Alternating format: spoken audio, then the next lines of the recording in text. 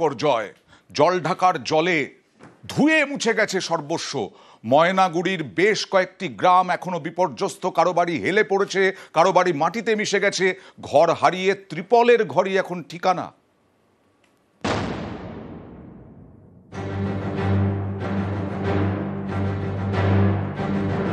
হেলে পড়েছে আস্ত একটা বাড়ি।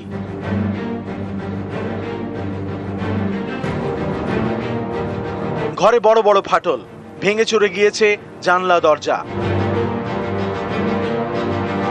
যখন তখন ভেঙে পড়তে পারে বাড়িটা। বিপর্যস্ত জলপাইগুড়ির গ্রাম ময়নাগুড়ির হরিহর ভিটায় এভাবেই ভিটে মাটি হারিয়ে ত্রাণ শিবিরে থাকছেন কয়েকশো জন। জলঢাকার জলে তলিয়ে গিয়েছে তাদের সর্বস্ব।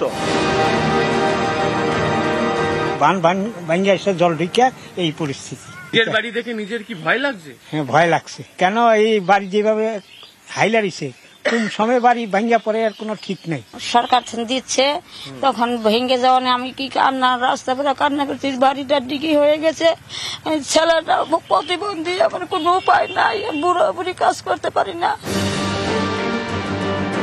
গ্রামের যে রাস্তা, সেখানে দেখতে পাওয়া যাচ্ছে যে রাস্তার একাংশ তো ভেঙে বেরিয়ে গিয়েছে এবং সেখান থেকে জল এসে একেবারে ধাক্কা মারে হচ্ছে এই বাড়িতে। ফলে বাড়ির দেওয়াল ভেঙে বেরিয়ে যায়, ভিত ভেঙে বেরিয়ে যায় এবং এভাবেই হেলে পড়ে রয়েছে বাড়ি। তবে এখন যা পরিস্থিতি এবং মাঝে মাঝে যেহেতু বৃষ্টি হচ্ছে এবং যে পরিস্থিতির মধ্যে তাদেরকে থাকতে হচ্ছে, তাতে তারা বেশ আতঙ্কে।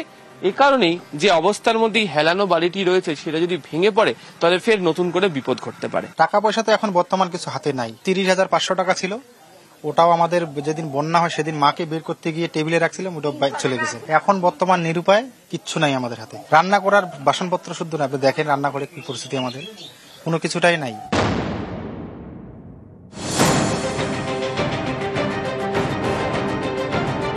ময়নাগুড়িতে জলঢাকা ঘেঁষা আরো দুটি গ্রাম, খাটোর বাড়ি এবং তারার বাড়ি। এই দুই গ্রামেও একই ছবি। জলঢাকার জল গ্রামে ঢুকে ভাসিয়ে দিয়েছে সর্বস্ব। মাটিতে মিশে গিয়েছে প্রায় 50টি বাড়ি। ঘর হারিয়ে ত্রিপলের ঘরে প্রায় 700 গ্রামবাসী।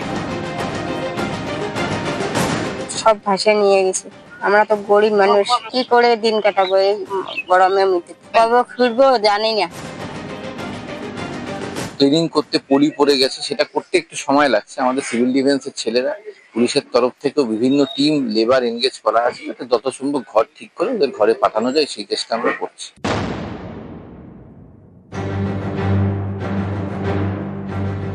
দার্জিলিং এর দুধিয়ায় মালাবাসী বস্তি, এখানে একের পর এক হোমস্টে।